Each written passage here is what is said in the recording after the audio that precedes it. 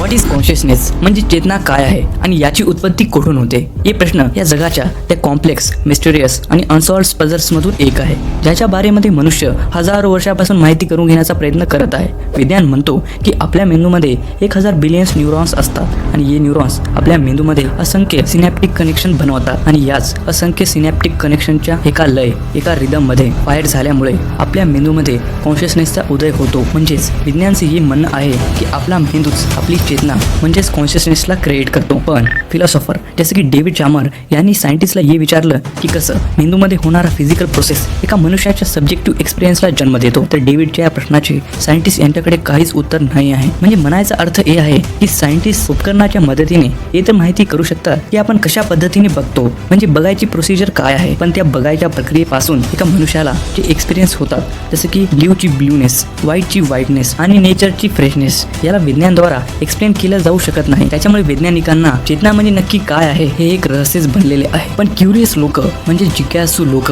विज्ञानाच्या जगाच्या बाहेर पाऊल ठेवतात तेव्हा खूप साऱ्या फिलॉसॉफीज आपल्याला सांगतात की कॉन्शियसनेस म्हणजे काय आहे. इव्हॉन थॉम्सन यांची बुक वेकिंग ड्रीमिंग बीइंगच्या अनुसार कॉन्शियसनेस काय आहे याचं सगळ्यात पहिलं आणि सगळ्यात प्राचीन उत्तर उपनिषदमध्ये सापडतो. उपनिषद म्हणतात अनिंदम चैतन्यम, म्हणजेच not this is called consciousness. आता तुम्ही विचार करत असाल की नॉट दिस कॉन्शियसनेस, आता ही कुठल्या प्रकारची डेफिनेशन झाली? तर बघा, उपनिषद म्हणतात की असल्या कुठल्याही प्रकारची गोष्ट जिला आपण दिस सोबत रिप्रेझेंट किंवा दिस सोबत लेवल करू शकतो ते गोष्ट कॉन्शियसनेस राहू शकत नाही. For example, this spot, this body, this thought, this emotion, या सगळ्या गोष्टी दिस सोबत तुम्ही जोडून ऑब्जेक्टिफाय करू शकता. त्याच्यामुळे यामधली कुठलीही गोष्ट कॉन्शियसनेस नाही आहे. आता बघा, थोडी अवेअरनेस, थोड्या माइंडफुलनेस सोबत तुम्ही जे पण माहिती करू शकता की पर्टिक्युलर थॉट, पर्टिक्युलर इमोशन मेंदूच्या कोणत्या भागातून येत आहे, त्याच्यामुळे तुम्ही त्या इमोशनला, त्या थॉटला दिस सोबत रिप्रेझेंट करू शकता. पण द मुमेंट तुम्ही तुमच्या मेंदूला जर म्हटल्या की दिस कॉन्शियसनेस, तर दुसरे जे विचार तुमच्या मेंदूमध्ये येईल ते हेच म्हणेल की विच कॉन्शियसनेस, कोणती कॉन्शियसनेस? तुम्ही आत्ता तुमच्या मेंदूला म्हणा दिस कॉन्शियसनेस, दिस कॉन्शियसनेस, दिस कॉन्शियसनेस. तुम्ही किती पण प्रयत्न करा, तुम्ही जेवढे वेळेस कॉन्शियसनेसला पकडायचा प्रयत्न कराल ते तेवढाच तुमच्यापासून दूर दूर निघून जाईल आणि तुम्ही कधी पण हे समजू शकणारच नाही की नक्की कॉन्शियसनेस आहे तरी काय. But still your own experience you know very well that you are conscious. Isn't it amazing? Advaita Vedanta ही म्हणतो की 5 senses, eyes, sound, smell, taste आणि टचमुळे आपल्याला वेगवेगळे एक्सपिरियन्सेस होतात. पण त्या वेगवेगळ्या एक्सपिरियन्सच्या मागे जे अवेअरनेस असते ते एकच किंवा सेमच असते आणि याच अवेअरनेसला अद्वैत वेदांतामध्ये कॉन्शियसनेस म्हटलं गेलं आहे. म्हणजे कॉन्शियसनेस एक आरशासारखी असते ज्यावर आपले थॉट्स, इमोशन्स आणि एक्सपिरियन्सेस सगळे प्रोजेक्ट होत असतात आणि ज्या प्रकारे एका आरशावर बनणारी इमेज त्यापासून कधीच इफेक्ट होत नाही, सेम त्या प्रकारेच आपल्या मेंदूमध्ये पण बनणारे थॉट्स, इमोशन्स आणि एक्सपिरियन्सेस चेंज होत असतात.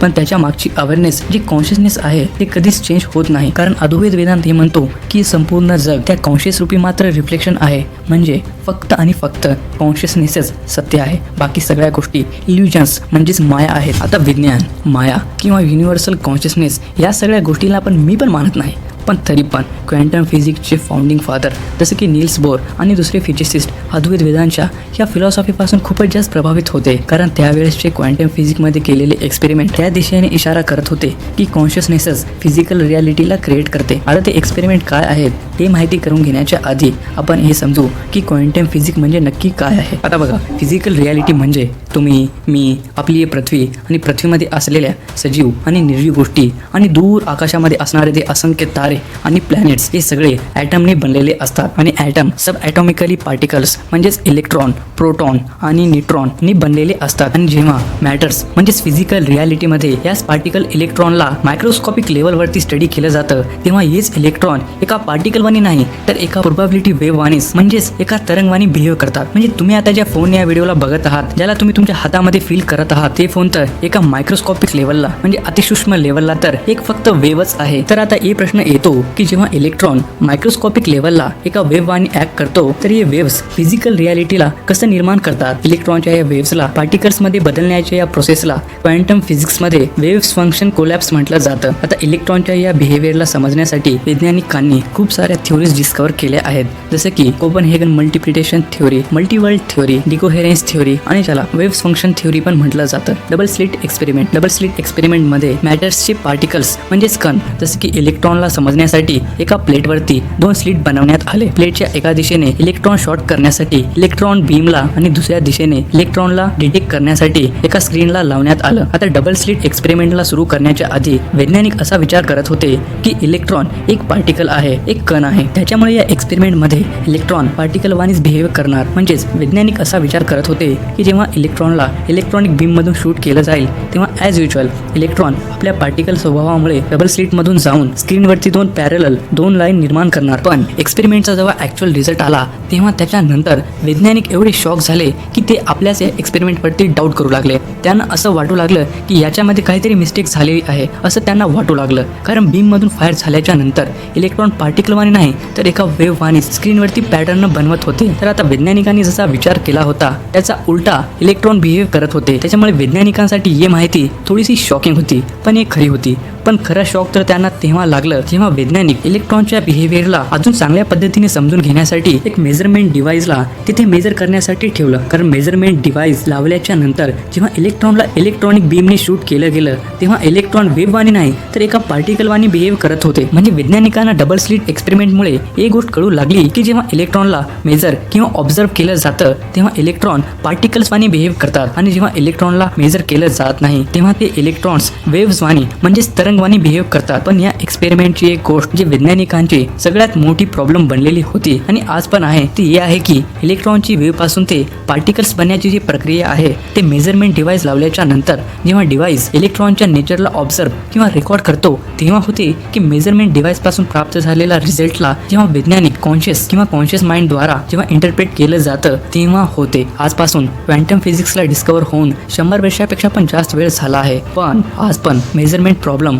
क्वांटम फिजिसिस्ट यांच्यासाठी एक प्रॉब्लेमच बनलेली आहे. सो कोणत्या गोष्टीमुळे इलेक्ट्रॉन आपल्या वेव्हज लाईक बिहेवियरला सोडून पार्टिकल्स मध्ये बदलून जातात. तर या प्रॉब्लेमला समजण्यासाठी वैज्ञानिकांनी खूप साऱ्या इंटरप्रिटेशनला डेव्हलप केलं आहे. जसं की Copenhagen interpretation, von न्यूमॉन विग्नर interpretation, many word interpretation आणि डिकोहेरेन्स थिओरी. पण क्वांटम फिजिक्सचे फाउंडिंग फादर जसे की नील्स बोर, वॉर्नर हायजेवर आणि वॉन्स न्यूमॉन वेव्हज कोलॅब्सला घेऊन हे म्हणतात की कॉन्शियसनेस म्हणजेच कॉन्शियस ऑब्झर्व्हरच्या मुळेच इलेक्ट्रॉन आपल्या वेव्हज नेचरला सोडून पार्टिकल्स मध्ये बदलतात. म्हणजे जर सोप्या भाषेत जर मी तुम्हाला सांगू की त्या लोकांची अशी धारणा होती की जेव्हा आपण कुठल्याही गोष्टीला बघतो जेव्हा कुठल्याही गोष्टीला निरीक्षण करतो तेव्हाच ते गोष्ट आपल्या अस्तित्वामध्ये येते. त्याच्या आधी ते एका प्रोबॅबिलिटी वेव्ह मध्येच असते. आता हा सुपरनॅचरल दिसणार हा कॉन्सेप्ट अल्बर्ट आइन्स्टाईनना एवढा विचित्र वाटत होता की ते ये म्हणाले, do you think the moon is not there, we are not looking at. आता असं नाही आहे की अल्बर्ट आइन्स्टाईन क्वांटम फिजिक्सला चुकीचं मानत होते. त्यांचं फक्त एवढंच म्हणणं होतं की क्वांटम फिजिक्स इनकम्प्लीट आहे. त्या प्रकारे वेव्हज फंक्शन कोलॅब आणि मेजरमेंट प्रॉब्लेमला समजण्यासाठी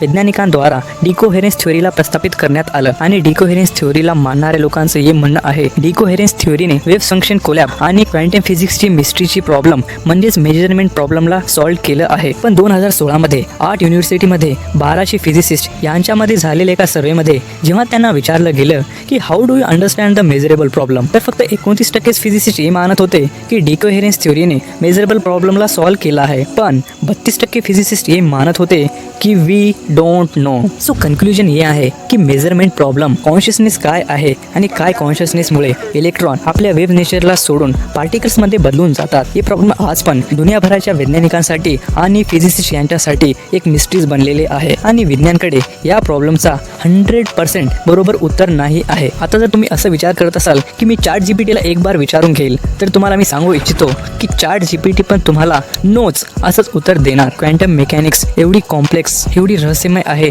की महान फिजिसिस्ट रिचर्ड यांनी म्हटलं होतं की I think I can safely say that nobody understand quantum mechanics. तर मित्रांनो तुम्हाला हा व्हिडिओ कसा वाटला, माझा हा प्रयत्न तुम्हाला कसा वाटला नक्कीच तुम्ही खाली कमेंट करून सांगू शकता. आपल्या चॅनलला पण नक्कीच सबस्क्राईब करून टाका. तर भेटूया मग पुढच्या व्हिडिओमध्ये. Thank you so much for watching this video.